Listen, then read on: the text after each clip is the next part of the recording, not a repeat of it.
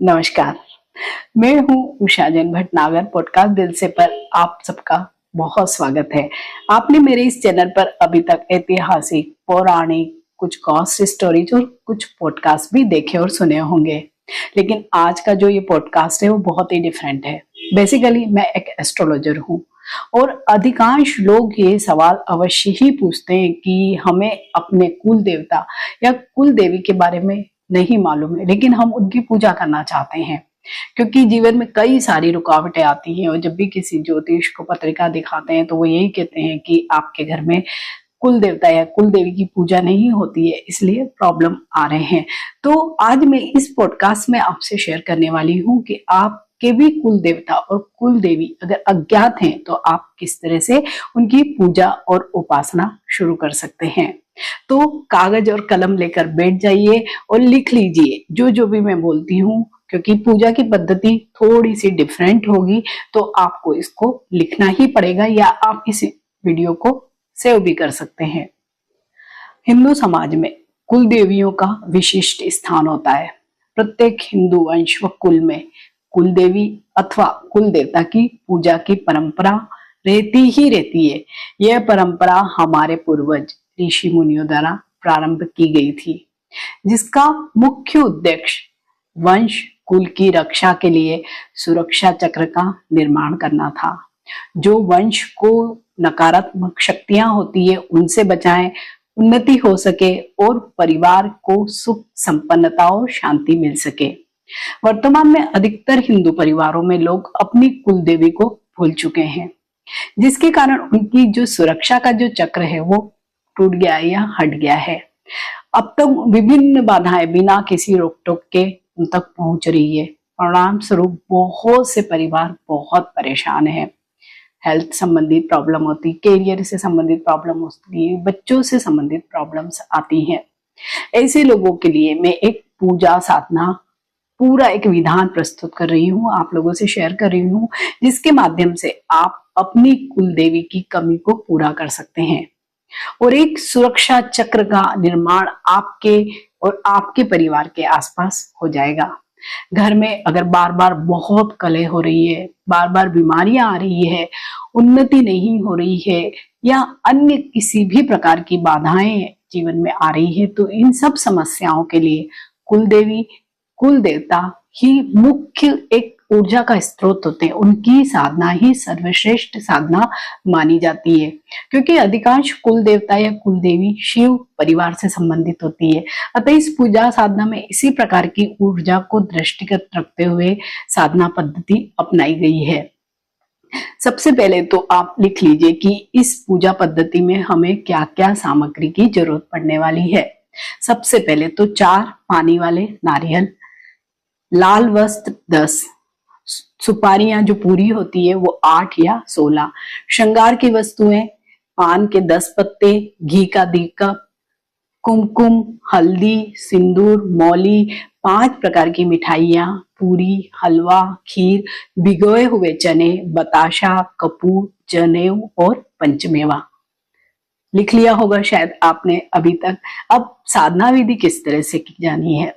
सर्वप्रथम एक लकड़ी का बाजोट या चौकी ले ले, उस पर लाल कपड़ा बिछा ले, उस पर 4 जगह आपको रोली और हल्दी के मिश्रण से अष्टदल कमल बनाने हैं। अब उत्तर की ओर किनारे के अष्टदल पर सफेद अक्षत यानी चावल बिछाए। उसके बाद दक्षिण की ओर क्रमशः पीला, सिंदूरी और लाल रंग से रंगे हुए चावल बिछाए। चावल आपको पहले ही रंग लेने हैं। 4 नारियल में मौली लपेटे एक एक करके।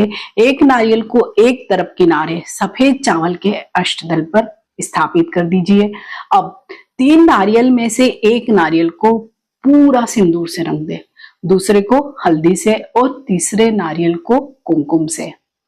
फिर तीनों नारियल पर आप मोली या कलावा बांधे। इस तीनों नारियल को पहले वाले नारियल के बाईं ओर क्रमशः अष्टदल पर स्थापित कर दे। प्रथम बिना रंगे नारियल के सामने एक पान का पत्ता और अन्य 3 नारियल के सामने जो रंगे हैं हमने 3-3 पान के पत्ते रखे। इस प्रकार कुल 10 पान के पत्ते रखे जाएंगे। अब सभी पत्तों पर एक एक सिक्का रखें। जो हम 1, 2, 5 जैसा भी अवेलेबल है वो रखें। फिर सिक्कों पर एक एक सुपारी रखें, सुपारी साबुत होनी चाहिए। प्रथम नारियल के सामने के एक पत्ते पर की सुपारी पर मोली लपेट कर रखें। इस प्रकार की सुपारी भी दिखती रहे, ये आपके कुल देवता होंगे, ऐसी आप भावना रखें। अन्य 3 नारियल और उनके सामने के 9 पत्तों पर आपकी कुल देवी की स्थापना होगी। इनके सामने की सुपारियों को पूरी तरह से मोली से लपेट दें। अब इनके सामने एक दीपक स्थापित कर दीजिए। इस दीपक आप एक घी का जला दीजिए। अब गुरु पूजन और गणपति पूजन को संपन्न कीजिए। अब सभी नारियल और सुपारियों की चावल, कुमकुम, हल्दी, सिंदूर, जल, पुष्प, धूप और दीप से पूजा करिए।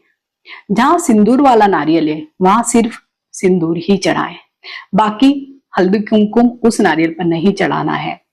जहां कुमकुम से रंगा नारियल है वहां सिर्फ कुमकुम ही चढ़ाए, सिंदूर नहीं।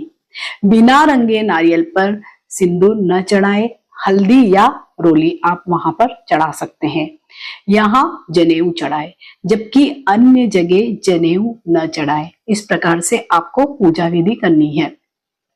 अब 5 प्रकार की मिठाइयां इनके सामने अर्पित करें। घर में ही बनी हुई पूरी, हलवा, खीर इन्हें अर्पित करें। घर में ही बना होना चाहिए। चना, बताशा केवल रंगे हुए नारियल के सामने अर्थात देवी को ही चढ़ाएं। फिर आरती करें। साधना समाप्ति के बाद ये जो प्रसाद आपने चढ़ाया है वो परिवार में ही बांटना है। श्रृंगार पूजा में कुल देवी की उपस्थिति की भावना हमको ये महसूस करना है कि हम उनकी श्रृंगार कर रहे हैं। 3 रंगे हुए नारियल के सामने चढ़ा दें और मां को स्वीकार करने की विनती कीजिए। इसके बाद हाथ जोड़कर इनसे अपने परिवार से हुई भूलों के लिए क्षमा प्रार्थना करें और ये उनसे प्रार्थना करें कि हे प्रभु, हे देवी, मेरे कुल देवता या मेरी कुल देवी, आप जो भी हो, हम आपको भूल चुके हैं, किंतु हम आपको पुनः आमंत्रित कर रहे हैं और पूजा दे रहे हैं। आप इसे स्वीकार करें, हमारे कुल परिवार की रक्षा करें। हम स्थान, समय, पद्धति आदि भूल चुके हैं, अतः जितना भी हमें समझ में आया उसके अनुसार आपको पूजा प्रदान कर रहे हैं, आपको आमंत्रित कर रहे हैं। इसे स्वीकार कर हमारे कुल पर अपनी कृपा दृष्टि बनाए, हम पर कृपा करें। यह पूजा नवरात्रि की सप्तमी, अष्टमी और नवमी 3 तिथियों में करना है। इन 3 दिनों तक रोज आपको इसी तरह से पूजा करनी है, जबकि स्थापना केवल आपको एक ही दिन करनी है, लेकिन पूजा आपको तीनों दिन करनी है। प्रतिदिन आपको आरती करना है, प्रसाद घर में ही वितरण करना है, बाहरी किसी भी व्यक्ति को यह प्रसाद आपको नहीं देना है। सामान्य रूप से जो कुल देवता या कुल देवता देवी की पूजा घर में होती है तो जो घर की कुंवारी कन्याएं होती है उनको शामिल नहीं किया जाता है और उन्हें दीपक देखने की भी मनाही होती है।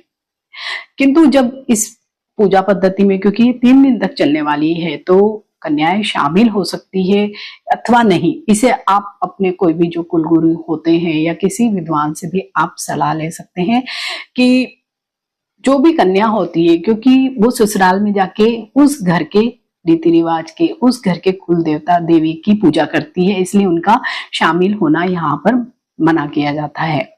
इस पूजा में चाहे तो आप दुर्गा अथवा काली का मंत्र का जाप भी कर सकते हैं, किंतु साथ में आपको शिव मंत्र का जाप भी अवश्य ही करना है। वैसे ये बिल्कुल भी आवश्यक नहीं है, जाप करना आपकी मर्जी पर निर्भर करता है। तो इस तरह से आपको अपने कुल देवता और कुल देवी की पूजा करनी है। जब साधना समाप्त हो तो आपको फिर से सपरिवार आरती करनी है, क्योंकि ये 3 दिन तक पूजा चलने वाली है। इसके बाद आपको क्षमा प्रार्थना करनी है। तत्पश्चात जो कुल देवता और कुल देवी से प्रार्थना करें कि आप हमारे कुल की रक्षा करें। हम अगले वर्ष पुनः आपको पूजा देंगे, हमारी और हमारे परिवार की गलतियों को क्षमा करें, हम आपके ही बच्चे हैं, इस तरह से उनसे प्रार्थना करनी है। 3 दिन की साधना पूजा पूर्ण होने पर प्रथम बिना रंगा जो नारियल है के सामने के सिक्के के सुपारी, उसपे जो सिक्का और सुपारी रखा था और जनेऊ वाले समेत किसी भी डिब्बे में सुरक्षित रख लें।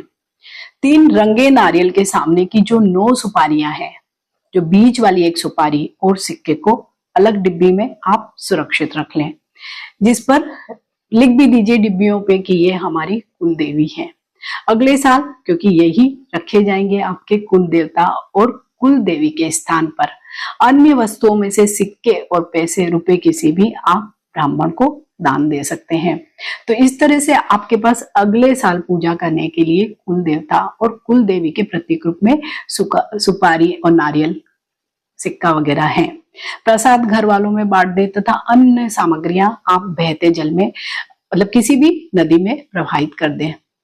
आप देखेंगे कि अगर आपने पूजा बहुत अच्छे से संपन्न की कुल देवता और कुल देवी की, तो आपके घर के किसी न किसी सदस्य को स्वप्न में कोई न कोई अनुभव या कुछ न कुछ इंडिकेशन अवश्य ही मिलेगा।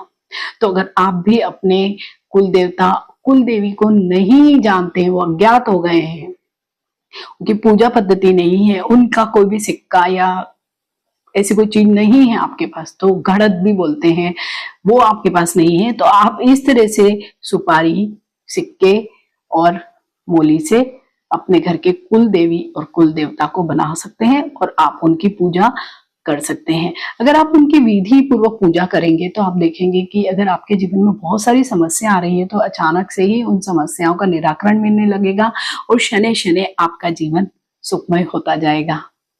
तो कैसा लगा आपको ये पॉडकास्ट? शायद बहुत सारे लोगों को ये बहुत ही अच्छा लगेगा, क्योंकि बहुत ज्यादा अभी इंक्वायरीज लोग करते हैं कि हमें अपने कुल देवता कुल देवी नहीं मालूम है तो कैसे पूजा की जाए।